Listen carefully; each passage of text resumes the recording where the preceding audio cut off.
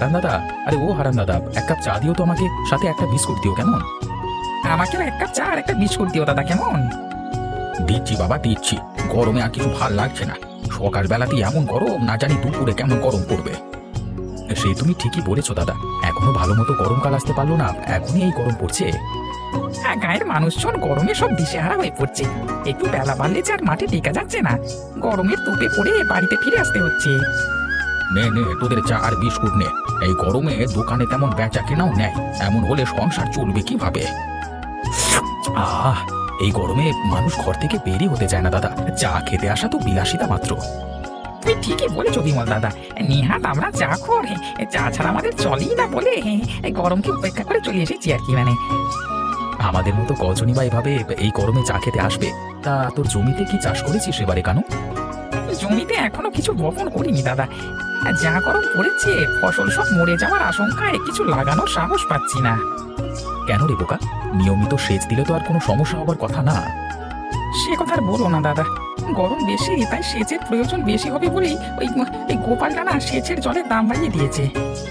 আমরা গরিব চাষাভুষো মানুষ, জমি চাষে এত খরচ গেলে আমাদের যে পরে আর কিচ্ছু লাভ থাকে না। এই নিয়ে মোড়লের কাছে বিচার দেবো ভাবছি। ঠিক আছে দিস, এখন চল উঠি, আমাকে আবার মাঠে যেতে হবে। হ্যাঁ হ্যাঁ তাই চলো দাদা, এই নাও হারান দাদা আমাদের চা আর বিস্কুটের দাম। যা যা, আমি গরমে একা বসে মাছি মারি।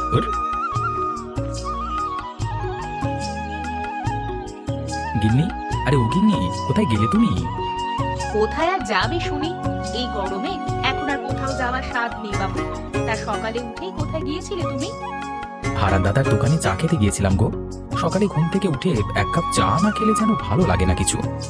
তোমার শখ দেখে আর বাঁচি না, মানুষ মরছে গরমে আর বাবুর চা না খেলে নাকি ভালো লাগে না। বলি সকাল সকাল মাঠে গেলে তো আর রোদের তাপ বেশিক্ষণ সহ্য করা লাগতো না নাকি? সে তুমি ভুল কিছু বলনি গিন্নি, সকালে মাঠে গেলে বেশি তাপ পড়বার আগে কাজ সেরে চলে আসা যায়, কিন্তু ভাবলাম এক কাপ চা খেয়ে আসি। আর দোকানে চা খেতে গিয়ে কাজ নেই, এবার থেকে আমি চা বানিয়ে দেবো, সকাল সকাল চা খেয়ে কাজে বেরোবে। আচ্ছা ঠিক আছে গিন্নি, তা মায়া মা কোথায়? ওকে তো দেখছি না কোথাও। ঘুমোচ্ছে, সারা রাত গরমে ঘুমাতে পারিনি বেচারি। আমার মেয়েটা যে এই পুরো গরমটা কিভাবে কাটাবে কে জানি। দু একবার বৃষ্টি হলে গরম কমে যাবে দেখো, আর এই গরমে একটু জল খেও বেশি বেশি, কেমন? জল খেলে কি আর গরম কমবে? তুমি ওপারের হাবুকে দিয়ে ঘরের পেছনে নারকেল গাছ থেকে কয়েকটা ডাব পাড়িয়ে নিও। আচ্ছা ঠিক আছে, আমি কালকেই হাবুকে আসতে বলবো। এখন আমাকে দুটো খেতে দাও দেখি, খেয়ে মাঠের দিকে যাই। এসো আমার সাথে রান্নাঘরে এসো, পান্তা ভাত রেখেছি, গরম পান্তা ভাত খেলে পেটটা ঠান্ডা থাকবে। হ্যাঁ হ্যাঁ তাই দাও, চলো। সে কখন সকাল হয়ে গেছে, ছেলেটার এখনো ঘুম থেকে ওঠার নাম নেই। দেরি করে উঠে স্কুলে যাওয়ার জন্য তাড়াহুড়ো লাগিয়ে দেবে পরে। রতন, ও রতন, তুই আর কত ঘুমাবি? হ্যাঁ, এবারে উঠে আয় বাবা। কি হয়েছে মা, আমাকে এভাবে ডাকছো কেন তুমি? সকালবেলা উঠে গুছিয়ে যে স্কুলে যেতে হবে সে খেয়াল আছে তোর? রোজ দেরি করে ঘুম থেকে উঠে ভালো মতো না খেয়ে স্কুলে চলে যাস। কি করবো বলো মা, রাতে যা গরম পড়ে সারা রাত ঠিক মতো ঘুমাতে পারি না, তাই তো সকালে ঘুম থেকে উঠতে একটু দেরি হয়ে যায়। এখন হাত মুখ ধুয়ে দুটো খেয়ে নে বাবা, আমি রাতেই ব্যাগ গুছিয়ে রেখেছি। সকালে কি রান্না করছো মা? সকালে কিছু রান্না করিনি বাবা, রাতেই পান্তা ভাত রেখেছি তোর জন্য, পেঁয়াজ কাঁচা লঙ্কা দিয়ে মেখে খেয়ে নে। পান্তা ভাত আমার খেতে একদম ভালো লাগে না মা। এই গরমে পান্তা ভাত খাওয়া যে ভালো রে বাবা, পান্তা ভাত খেলে পেট ঠান্ডা থাকে। এখন খেয়ে নে বাবা, দুপুরে আমি তোর পছন্দের কচু শাক রেঁধে দেবো খন। মা আমার ব্যাগটা ছিঁড়ে গেছে, আমাকে একটা নতুন ব্যাগ কিনে দেবে গো? দেবো বাবা দেবো, এই মাসের মাইনেটা পেলেই তোকে একখানা নতুন ব্যাগ কিনে দেবো। এখন তাড়াতাড়ি হাত মুখ ধুয়ে আয় তো দেখি, আমি তোকে খেতে দিই। আজকে তুমি কাজে যাবে না মা? হ্যাঁ রে বাবা, কাজে না গেলে আমাদের সংসারটা চলবে কি করে? মোড়লের বাড়িতে কাজ নিয়েছিলাম বলেই এখনো দুটো খেয়ে পড়ে বেঁচে আছি। আচ্ছা আমি হাত মুখ ধুয়ে আসি, তুমি আমার জন্য ভাত পারো? ঠিক আছে বাবা, হাত মুখ ধুয়ে রান্নাঘরে আয়। মেয়েটাকে সে কখন থেকে ডেকে চলেছি, এখনো তার ঘুম থেকে ওঠার নাম নেই। মায়া, ও মায়া, এবার ওঠ মা ঘুম থেকে। কি হয়েছে মা, এভাবে ডাকছো কেন আমায়? তুই স্কুলে যে যেতে হবে সে খেয়াল আছে তোর? দেরি করলে তো স্যার বকা দেবে, তাড়াতাড়ি গুছিয়ে নে। রতন কিন্তু এক্ষুনি ডাকতে এলো বলে। গরমে রাতে ঠিক মতো ঘুমাতেই পারি না মা। কি করবো বল মা, গরম তো আমাদের হাতে নেই যে আটকে রাখবো। গরম পড়লে আর কি করার আছে বলতো আমাদের। এখন যা মা, তাড়াতাড়ি হাত মুখ ধুয়ে আয়, আমি বারান্দায় ভাত দিচ্ছি তোকে। ঠিক আছে মা। মা, বাবা কোথায় গো? বাবা কি মাঠে চলে গেছে? হ্যাঁ রে মা, যা গরম পড়েছে, সকাল সকাল মাঠে না গেলে দুপুরে কাঠ ফাটা রোদে যে তোর বাবার কষ্ট হয়ে যাবে কাজ করতে। আমার খুব ডাবের জল খেতে ইচ্ছে করছে মা। তোর বাবাকে সকালে বলেছি ডাব বাড়িয়ে আনতে, তখন ডাবের জল খাস মা। এখন ভাতগুলো খেয়ে নিয়ে তো দেখি।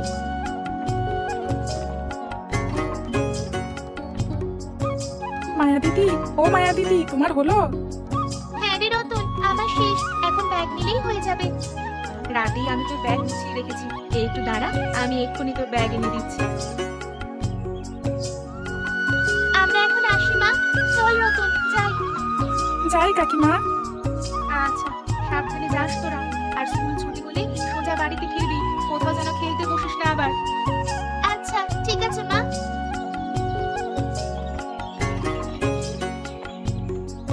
কি গো জয়া দিদি, যাচ্ছ কোথায় এই ভর দুপুর বেলায়? আর সে কথা বলিস না রে মিনতি, মেয়েটা স্কুল ছুটি হয়েছে সেই কখন, এখনো বাড়িতে ফেরেনি। তাই ভাবলাম নদীর ঘাটে একবার গিয়ে দেখি খেলতে বসেছে কিনা নদীর পাড়ে। সে কি, মায়া মা বাড়িতে ফেরেনি এখনো? তাহলে তো আমার রতনও ওর সাথে খেলতে বসেছে মনে হয়। এই কাঠ ফাটা গরমে ওরা কিভাবে খেলতে বসেছে কে জানে। মানুষ ঘরের ভিতরেই টিকতে পারছে না, আর ওরা এই খাঁ খাঁ রোদ্দুরে বসে খেলা করছে। আর বলো না দিদি গরমের কথা, সকাল হতেই যা গরম পড়া শুরু হয়, দিন বাড়ার সাথে সাথে গরমের তেল যেন বাড়তেই থাকে। এমন হলে যে মানুষ গরমে মরবে এবার। আমি তো সারাদিন কতবার যে ঠান্ডা জল খাই তার হিসেব নেই। তবে বেশি জল খেও না গো দিদি, মোড়ল মশাই বলেছে গরম জল খাওয়া ভালো, তবে বেশি জল খাওয়া শরীরের জন্য ক্ষতিকর। তাহলে তো আর বেশি জল খাওয়া যাবে না রে মিনতি। জলের সাথে স্যালাইন মিশিয়ে খেও, তাহলে উপকার পাবে। আর পারো যদি ডাবের জল খাবে। বাবা মিনতি, তুই তো দেখছি অনেক কিছু জানিস। হ্যাঁ দিদি, মোড়লের বাড়িতে কাজ করে আমি অনেক কিছুই শিখেছি। এই যা, কথা বলতে বলতে দেখেছিস ছেলে মেয়েদের কথা একদমই ভুলে গেছিলাম। চল ওদের খুঁজে নিয়ে আসি। হ্যাঁ হ্যাঁ, তাই চলো গো দিদি।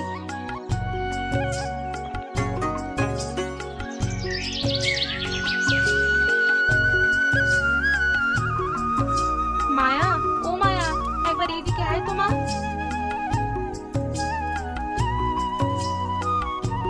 কি হয়েছে মা? ডাকছো কেন আমায়? প্রদীপে তেল দিয়ে বাড়িতে সন্ধে প্রদীপ দে মা, না হলে যে আর প্রদীপ দেওয়া হবে না। আমি যে রান্না নিয়ে ব্যস্ত। আচ্ছা, ঠিক আছে মা। আমি ঘরে গিয়ে এক্ষুনি প্রদীপ জ্বালিয়ে দিচ্ছি।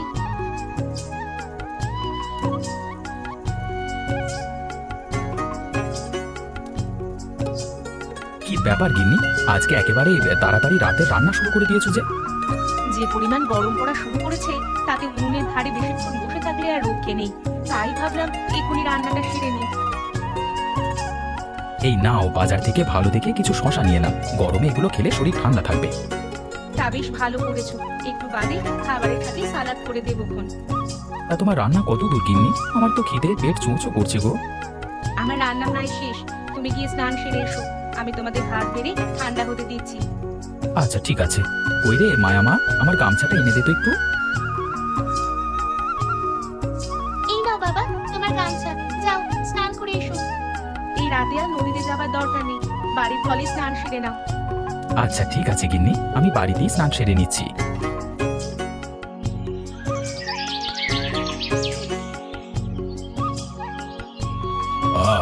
এই গরমে তো আর পারা যাচ্ছে না।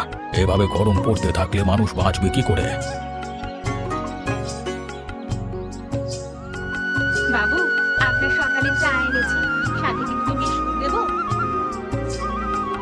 না রে মা, এখন চা খাবো না। এমনিতেই সকাল থেকে যা গরম পড়া শুরু হয়েছে, তাতে আর গরম চা খেতে ইচ্ছে হয় না। তা আপনি ঠিকই বলেছেন বাবু, সারা রাত গরমের চোটে দুটো চোখের পাতা এক করতে পারিনি, ছেলেটাও সারা রাত ঘুমায়নি। কি করবি আর মা, প্রকৃতির ওপরে তো আমাদের কোনো হাত নেই বল। চা খাবেন না বাবু? তাই সকালে খাবেন কি? কিছু না খেয়ে থাকলে যে আপনার ডায়াবেটিসটা আরো বেড়ে যাবে। বুঝলি রে মা, সকালে এখন আর চা খেতে ইচ্ছে হয় না। এখন মনে হয় ঠান্ডা কিছু খেয়ে পেট শরীর দুটোই জোড়াই। তাহলে আপনার জন্য কি নিয়ে আসবো বাবু এখন? আমি কি ওপারের হাবুকে খবর দেবো গাছে উঠে কয়টা ডাব পেড়ে দিয়ে যেতে? সে বলে দিস মা পরে, কিন্তু এখন যে আমার কিছু খেতে হবে, যা খেলে এই গরমে আরাম পাওয়া যাবে। আমি বরং গুড়ের শরবত বানিয়ে দিই আপনাকে বাবু। বাহ, খুব সুন্দর কথা বলেছিস রে মা। গুড়ের শরবত খেলে শরীর ঠান্ডা হয়, আর সেই সাথে পেটও ঠান্ডা হয় খুব।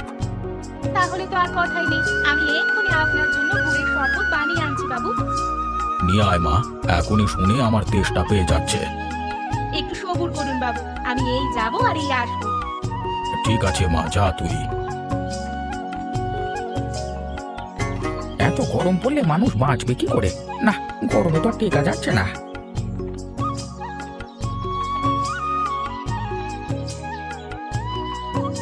কি ব্যাপার হারান দাদা, একা একা কার সাথে কথা কইছো? সে কথা আর বলিস নে, গরমের সাথে কথা কইছি, এই গরমে তো আর পারা যাচ্ছে না। সেটাই তো দেখছি গো, তোমার শরীর তো ঘেমে নিয়ে একাকার হয়ে গেছে দেখছি। তার উপর তুমি সারা দিন উনুনের ধারে থেকে চা বানাও। একে তো গরমের সময়, তার উপর থাকো উনুনের ধারে। এই তোমার তো গরম আরো বেশি লাগবারই কথা। তার বলতে সারাদিন সূর্যের তাপে গরম লাগে, আর তার সাথে উনুনের গরম তো আছেই। একমাত্র আমরাই বোধহয় চা খেতে আসি নিয়মিত এই গরমে। দেখেছিস কানু, কদিন ধরে এলাম, কোনো লোক এলো না। হ্যাঁ, সেটাই তো দেখছি বিমল দাদা। আমাদের দুজনকে চা দাও তো দেখি হারান দাদা। তোরা একটু বস, আমি এক্ষুনি তোদের চা বানিয়ে দিচ্ছি। চা না খেলে যেন আর শরীর চাঙ্গা হয় না। চায়ে জাদু আছে রে কানু, জাদু আছে। তা তুমি ঠিক কথাই বলেছো দাদা, চা না খেলে সেই দিনটাই কেমন যেন অসম্পূর্ণ লাগে। তবে যেভাবে গরম পড়া শুরু হয়েছে, তাতে মনে হয় না কিছুদিন পরে আর তোরাও আসবি।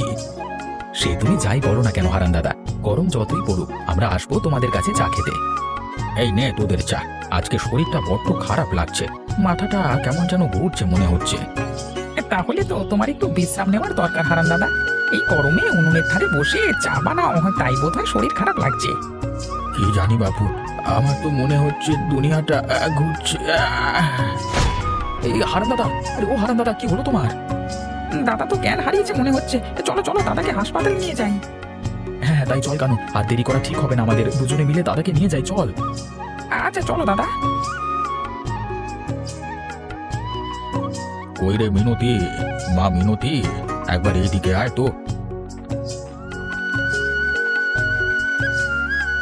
কি হয়েছে বাবু, ডেকেছেন আমায়? হ্যাঁ রে মা। কি হয়েছে বলুন, আমি কি দুপুরের খাবার বেড়ে দেবো আপনাকে? না রে মা, এখনো খিদে পাইনি, তোকে ডেকেছি অন্য কাজের জন্য। কি কাজ বাবু, বলুন, আমায় কি করতে হবে? প্রতি বছর তো গ্রামের লোকজন নিয়ে আমি ভোজের আয়োজন করি, এবছরও করবো ভাবছি। কিন্তু এই গরমে ভোজের আয়োজন করবেন কি করে বাবু? আজকে ওই পাড়ার চায়ের দোকানদার হারান নাকি গরমে অসুস্থ হয়ে হাসপাতালে গেছে। সে শুনেছি আমি, বিমল এবং কানুকে আসতে বলেছি, ওদের সাথে এই নিয়ে আলোচনা করব ভাবছি। এই গরমে ভালো মন্দ খাবার মানুষের পেটে সইবে না, সব বদহজম হলেই হয় শেষে। ওই তো বিমলেরা চলে এসেছে, আয় আয় বস, এইখানটায় তোরা বস। কি হয়েছে মোড়ল মশাই, হঠাৎ এত জরুরি তলব কেন? তোদেরকে ডেকেছি আমি একটা কথা আলোচনা করবার জন্য। কিসের আলোচনা মোড়ল মশাই? আসলে প্রতি বছর তো আমি গ্রামে ভোজের আয়োজন করি, এবছরও করবো ভাবছি, কিন্তু যে হারে গরম পড়ছে, কিভাবে যে কি করব বুঝতে পারছি না। আপনি এক কাজ করুন মোড়ল মশাই, আপনি খানা পিনার আয়োজন করুন, আর আমরা গরমে যাতে মানুষ কষ্ট না পায় সেই ব্যবস্থা করব। আমরা নিজেরাও সবাই কিছু কিছু খাবার নিয়ে আসবো। হ্যাঁ, এই যেমন ধরুন ডাবের পানি, বিভিন্ন রকম আইসক্রিম, বিভিন্ন ঠান্ডা পানীয়, শরবত। তাহলে তো বেশ ভালো হবে দাদা, সবাই একসাথে খুব মজা করবে। গরম কি তা সবাই ভুলে যাবে। এবারের ভোজটা শুধু ভোজ হবে না, এবারের ভোজটা হবে গরমের মহাভোজ। তোদের বুদ্ধির জোর আছে বলতে হবে, তোদের বুদ্ধিটা আমার খুব পছন্দ হয়েছে। তোরা আজই গ্রামে ছড়িয়ে দে, তাহলে আগামীকালই আমরা সবাই মিলে মহাভোজের আয়োজন করব। আচ্ছা ঠিক আছে মোড়ল মশাই, আমরা তাহলে আজকে উঠি। আচ্ছা ঠিক আছে, যা তাহলে।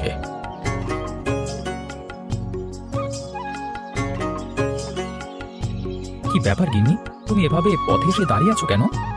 সেই সকালে বেরিয়েছো, এখনো ফেরার নাম নেই। সেজন্যই তো এসে তোমার পথ দেখছিলাম। আজকে কি আর মাঠে যাবে না কাজে?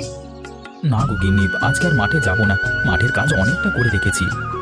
প্রস্তুতি নাও বৌদি, আগামীকাল তো মহাভোজের আয়োজন আছে। কি আয়োজন করেছে মহাভোজে?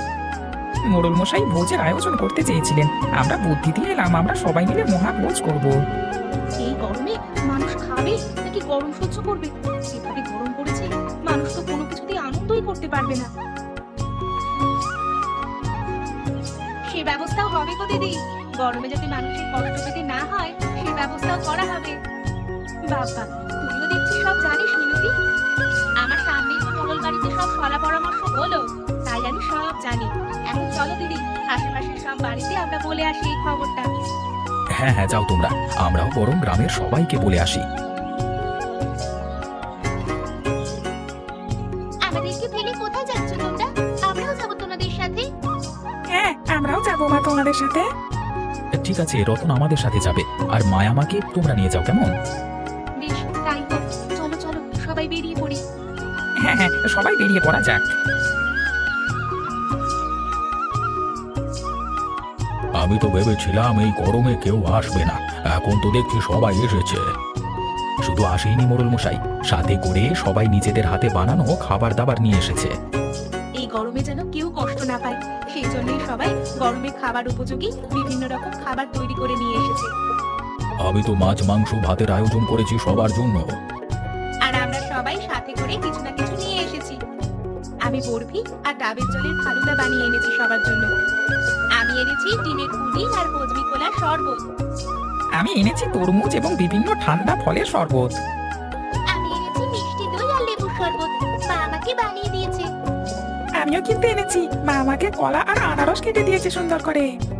তোমাদের সবার আয়োজন দেখে আজ আমার খুব ভালো লাগছে। আজকে হাজার গরম পড়লেও আমরা কেউ বুঝতে পারবো না। আনন্দে আনন্দে কেটে যাবে আমাদের এই গরমের দিনে মহাভোজ। আমাকে ফেলেই সবাই মহাভোজের আয়োজন করে ফেলেছো, এটা কিন্তু ভারী অন্যায়। হারান দাদা, তুমি সুস্থ হয়ে গেছো? এই গরমের দিনে মহাভোজের কথা শুনে কি আর অসুস্থ থাকতে পারি? তা বেশ করেছো এসেছো। তোমার হাতে এগুলো কি? এই শুনলাম সবাই কিছু না কিছু আসছে নিয়ে, তাই আমিও টক দইয়ের মাঠা আর বোরহানি নিয়ে চলে এলাম। খাবার শেষে সবার হজমে কাজ দেবে। বাহ, বেশ ভালো কাজ করেছো হারান তুমি। তাহলে চলো, আমাদের গরমের দিনের মহাভোজ শুরু করা যাক। হ্যাঁ হ্যাঁ, তাই চলুন, সবাই আমাদের গরমের দিনের মহাভোজ শুরু করি।